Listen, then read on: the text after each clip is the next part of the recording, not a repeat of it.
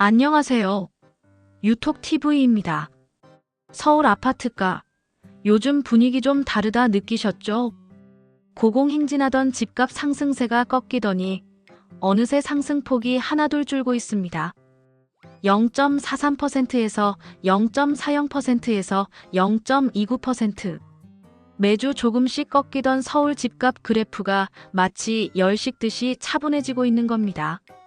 정부가 발표한 627 대출 규제, 효과가 눈에 띄게 나타나고 있다는 뜻인데요. 하지만 여기서 끝난 게 아닙니다. 이재명 대통령, 뭐라 하셨냐면요. 이번 규제는 맛보기일 뿐이라 했습니다. 진짜 규제는 이제부터입니다.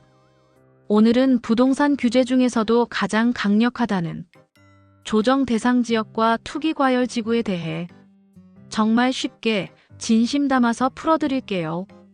특히 강남, 서초, 송파, 용산 이 네 곳에 관심 있으신 분들 꼭 집중해서 들어보셔야 합니다. 먼저 규제 지역이 뭐냐고요? 딱 두 종류입니다.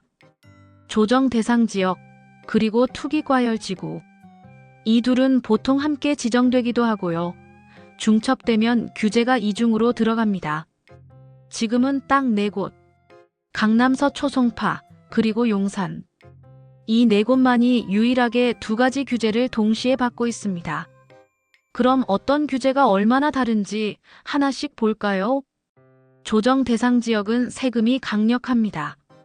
예를 들어 내가 지금 1주택자인데 조정 대상 지역에 있는 집을 한 채 더 샀다. 바로 취득세가 8%입니다. 집을 살 때 내는 세금이죠. 그런데 그 집이 조정 대상 지역이 아니었다면요. 취득세가 1%에서 3%밖에 안 나와요. 이 차이 작지 않죠. 3주택자가 조정 대상 지역 집을 사면 취득세가 무려 12%. 12%가 세금이면 10억짜리 집이면 1억 2천이 세금이에요. 이건 벌금인지 세금인지 모를 정도죠.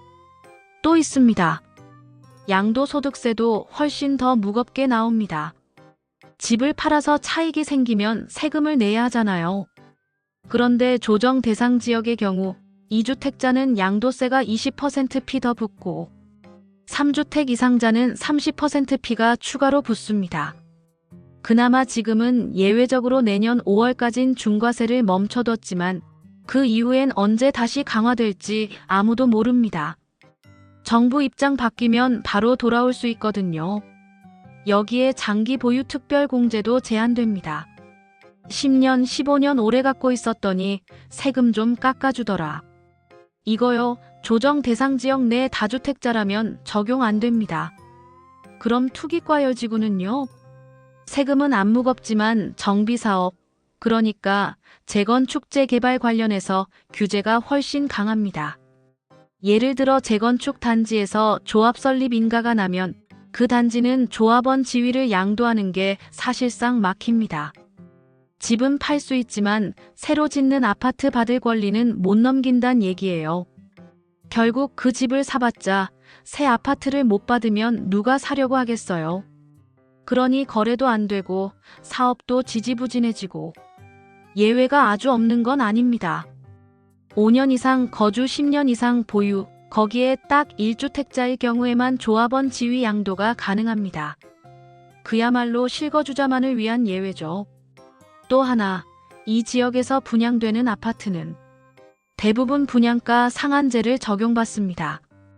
이게 바로 일명 로또 청약이 계속 나오는 이유예요.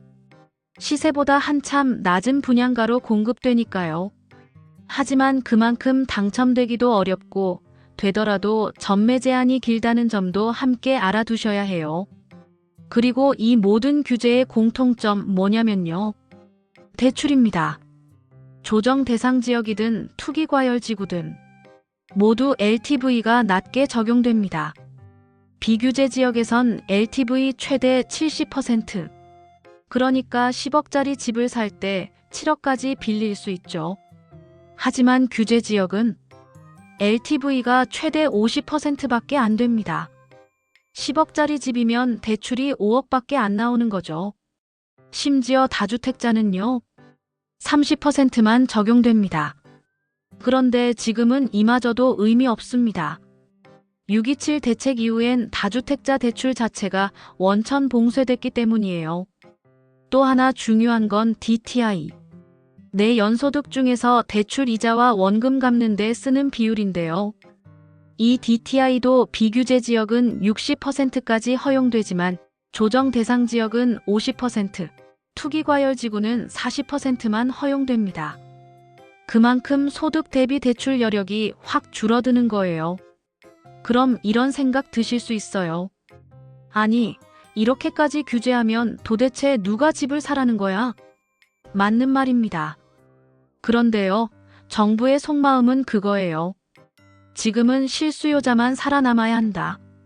무리하게 집을 사려는 수요, 특히 투기 수요를 아예 꺾겠다는 거죠. 생애 최초 주택 구매자나 진짜로 한 채 필요한 실수요자만큼은 예외를 줍니다. 그래서 LTV를 70%까지 열어두기도 하고요. 그러니까 정책의 핵심은 살 사람은 살 수 있게, 투기하려는 사람은 못 사게 하겠다는 겁니다. 이런 규제는 앞으로도 계속 강화될 수 있습니다. 왜냐고요? 정부가 이미 맛보기라고 했잖아요. 그 말은 지금이 시작일 뿐이라는 뜻입니다. 그렇다면 우리는 어떻게 해야 할까요? 무작정 사놓고 오르길 기다리는 시대는 끝났습니다. 이젠 내가 진짜 필요한 집인지, 지금 사도 감당 가능한 건지, 그리고 몇 년을 바라보고 움직이는 건지 하나하나 따져보고 움직여야 합니다. 그리고 무엇보다 중요한 건 남들이 다 가는 곳보다 나에게 맞는 곳을 찾는 게 먼저라는 겁니다. 강남, 용산도 좋지만 지금 내 자리에서 시작할 수 있는 집이 진짜 내 집이니까요. 이제 규제는 더 강해질 겁니다. 집값은 조정될 수 있어도 정책은 방향을 바꿨고 그 방향은 분명히 실수요자 중심입니다. 지금은 부동산 뉴스보다 내 삶의 방향부터 먼저 살펴보실 때입니다. 구독, 안녕하세요. 좋아요 유톡 부탁드립니다. TV입니다.